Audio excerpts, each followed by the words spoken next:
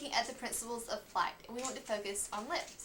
Lift is the upward force created by the movement of the wings through the air, which keeps the plane from falling. So we're going to be building a wind tunnel made out of plexiglass, and we're going to be testing different types of airfoils made out of balsa wood to see which one has the best lift capability. So to create the lift, we're going to be using our hairdryer to produce wind. So let's get started.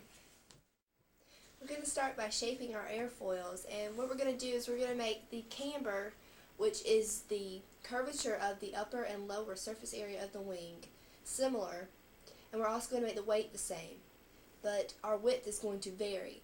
So pretty much through our experiment we're going to prove that given two airfoils with the same camber and the same weight, the one with the more width is going to have a higher level of lift because of its depth. So, here we go.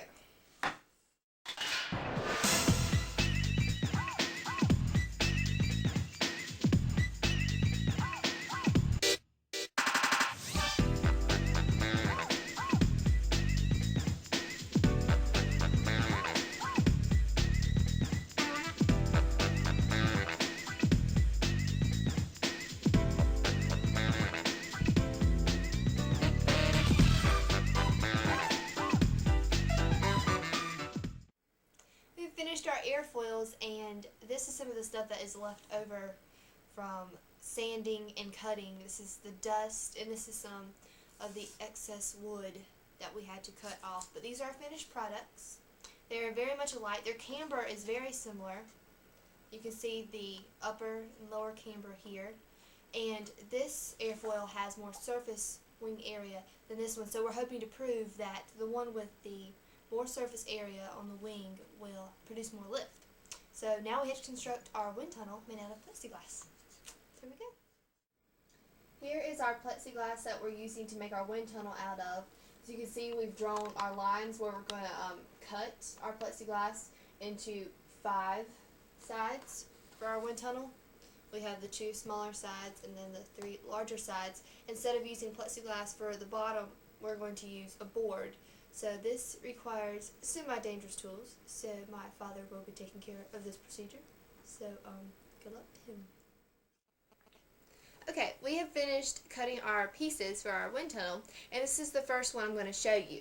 Now this is going to be our front piece, and we have created 2 columns of tiny holes so that the air will enter the wind tunnel evenly, and they are on each side of it so that the air will flow over the sides of our airfoil instead of the center, because with a plane you have your cockpit and you have your tail, and then the wind flows on the outer side, so that's what our columns are going to do. Now our back side is this piece right here, and we have 2 holes so that the air can exit and everything will be all even inside.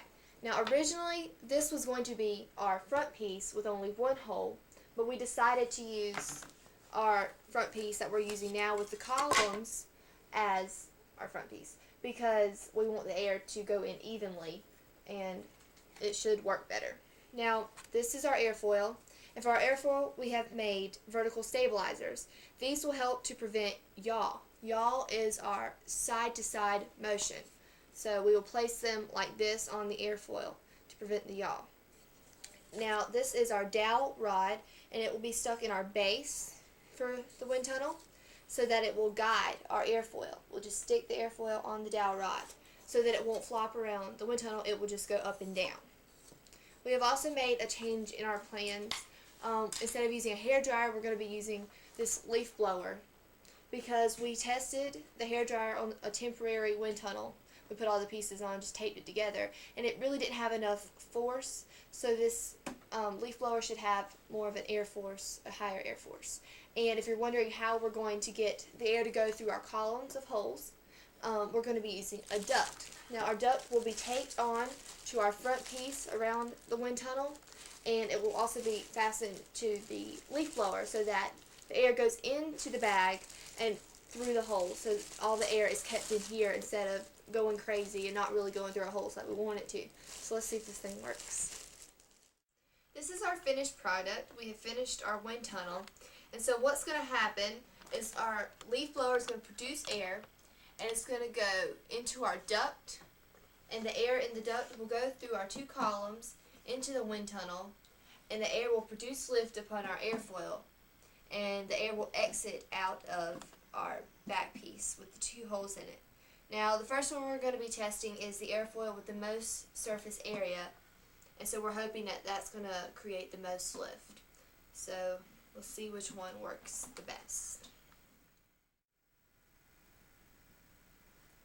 We're fixing to do our first test, and we're going to turn on our leaf blower. It's going to be really loud, so I'm not going to do any talking. So just watch the airfoil, and each notch on our dowel rod will represent an inch. So see if you can count how many inches that it's going to be going up. Here we go.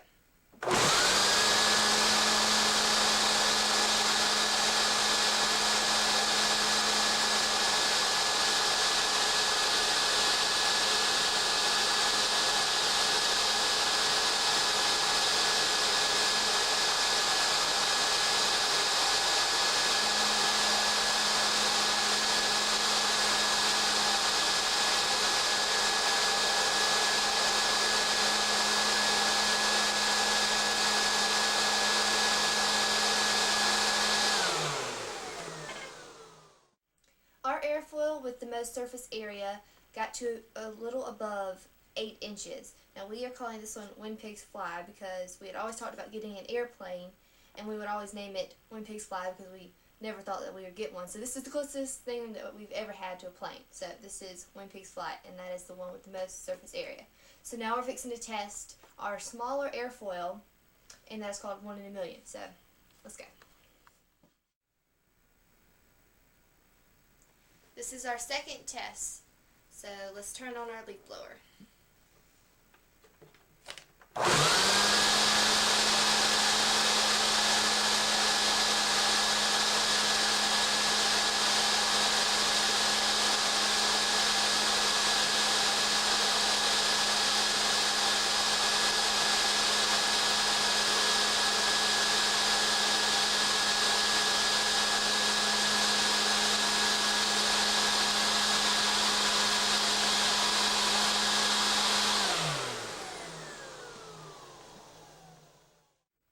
Our last test on the smaller airfoil, which is called 1 in a million, went as far as the 6-inch mark on our dowel rod.